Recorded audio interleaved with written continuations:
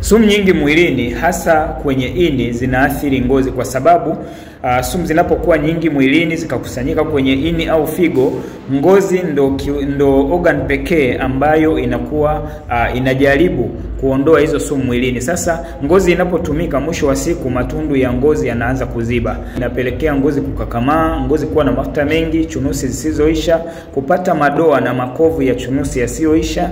Mara nyingine ngozi inaweza ikawa na mabaka na ukapata melasma na matatizo mengine au kupata maambukizi yasiyoisha. Sasa ili kuondokana na changamoto hizi kwenye ngozi, lazima uwe tayari kusafisha ini na figo, lakini pia kuweza kutibu tatizo la ngozi kutoka ndani. Kwa hiyo hapo unaweza ukatumia Balegro na Liver Care.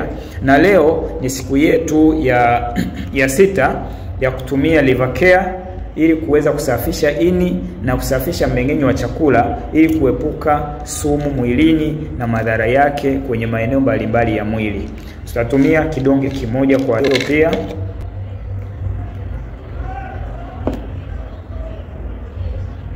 Kwa hiyo unapotumia hizi tiba zinasaidia kuimarisha utendaji kazi wa figo, ini na mmeng'enyo wa chakula. Hivyo sumu hazitoweza tena kuharibu ngozi, badala yake ngozi itaweza kuwa smooth na kurudi kwenye hali yake ya kawaida. Kupata tiba hii bado hujachelewa. Nitafute WhatsApp kwa namba inayoonekana hapo. Komenti neno niunge kujiunga na group letu la mafunzo bure.